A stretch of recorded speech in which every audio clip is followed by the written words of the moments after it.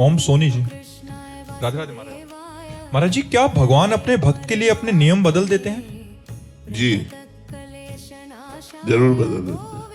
अपना प्रण झूठा करके अपने भक्त की बात को सत्य करते हैं, अपने नियम को हटा करके भक्त की बात को पूरी करते हैं। भगवान सत्य संकल्प हैं। जैसे उन्होंने नियम लिया दुर्योधन और अर्जुन के सामने, एक तरफ हमारी सेना रहेगी और एक तरफ मैं जिधर रहूंगा प्रण करता हूं हाथ में अस्त्र ग्रहण नहीं करूंगा। दुर्योधन ने सोचा जब अस्त्र ही ग्रहण नहीं करोगे तो तुम्हारे को लग के क्या, युद्ध में तो मुझे अस्त्र युक्त महान बल प्रदर्शन करने वाला योद्धा चाहिए। तो भगवान ने अक्षोणी सेना दे दी, नारायणी सेना, और अर्जुन ने भगवान को स्वीकार किया। भगवान का प्रण था मैं महाभारत युद्ध में अस्त्र ग्रहण नहीं करूंगा, लेकिन एक लीला घटी जिसमें भगवान ने अपने प्रण को विसार कर भीष्म जी के प्रण की रक्षा की। संपूर्ण महाभारत के शिविरों में सूचना बिजली की तरह दौड़ गई कि भीष्म पितामह जी ने 5 बाण निकाले हैं, कल 5 पांडवों का वध निश्चित है। दुर्योधन ने ऐसा प्रेरित किया तो भीष्म जी ने संकल्प कर लिया। भीष्म प्रतिज्ञा सुनते ही हाहाकार मच गया पांडवों के शिविर में। द्रौपदी जी भगवान के समीप आई और प्रणाम करते हुए कहा, केशव क्या तुम्हारे होते हुए मेरा सुहाग उजड़ जाएगा? तो भगवान ने कहा असंभव, संभव ही नहीं हो सकता। बोले संभव तो हो गया।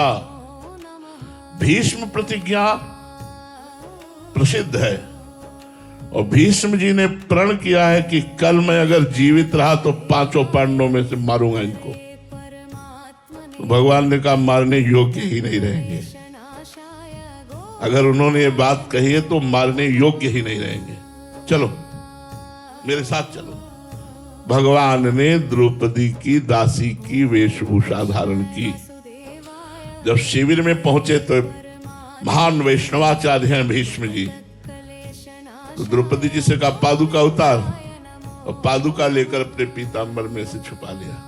बोले जा नंगे पैर जा, क्योंकि एक महावैष्णव के चरणों में जा रहे, जाके तो घूंघट करना और दंडवत करना। द्रौपदी जी गई और दंडवत की तो भीष्म जी ने समझा दुर्योधन अभी प्रण दिला के गया है, उसी की पत्नी आई होगी प्रसन्नता के कारण दंडवत करने। तो कहा सौभाग्यवती हो। यही सुहागिन स्त्रियों को वरदान दिया जाता है। हम लोग भी अपनी लाडली जी को यह आशीर्वाद देते हैं, लाडली जो थारो अविचल रहो जो सुहाग, सौभाग्यवती हो। हटाया घूंघट और कहा अभी ये वचन सत्य माने या थोड़ी देर पहले वाला वचन सत्य माने? पहले आपने प्रण किया है कि 5 पांडवों का वध कल करेंगे और संध्या का समय इस समय आप बोल रहे हैं सौभाग्यवती भव, तो भीष्म की कौन सी बात सत्य होगी? माला छूट गया हाथ से, जो माला चल रहा था वो छूट गया और कहा यहां तक तुम्हें लाया कौन है? जो लाया है वो कहाँ है? क्योंकि तुम अकेले आ ही नहीं सकती थी। खड़े हुए चारों तरफ दृष्टि डाली तो दरवाजे पर एक दासी दिखाई दी। नजदीक पहुंचे तो देखा श्याम सुंदर। आंसू आ गए भीष्म जी के। वाह भक्त वत्सलता, वाह अखिल कोटि ब्रह्मांडों का बलवीर विक्रम ज्ञान वैराग्येश्वर संपूर्ण शक्तियों का स्वामी द्रौपदी की दासी का वेश धारण किए हुए पीतांबर पकड़ा और झटकाए क्या तो जूतियां निकली तो और आंसू। ध्येयम सदा परिभवग्नम अभीष्ट दोहम तीर्थास्पदम शिव विनंच नुतम शरण्यम भृत्यार्थिहम प्रणत पाल भवाब्धिपूतम वंदे महापुरुष ते चरणारविंदम। जिनके चरणों का ध्यान देवादिदेव महादेव शंकर और ब्रह्मा आदि करते हैं, वो द्रौपदी की पादुका लिए दरवाजे पर खड़ा है। उन्होंने कहा बेटी जिसका रक्षक ये होता है, हम क्या काल की भी ताकत नहीं कि उसका सुहाग उजाड़ सके।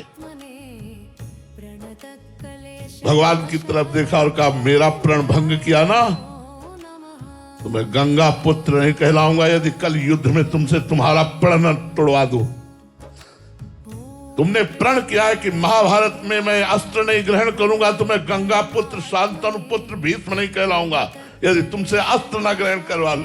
भगवान हंसती और कहा अपने भक्ति के लिए अपना प्रण छोड़ना मेरे लिए कौन सी बड़ी बात है। भगवान ने अपना प्रण छोड़ा। दूसरे दिन भीषण युद्ध भीष्म पितामह ने किया। भगवान और अर्जुन सबको बाणों से बेंध दिया।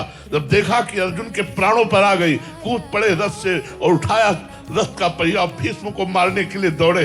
बोले बस बस बस, यही देखना चाहता था कि अपना प्रण छोड़ते हो कि नहीं।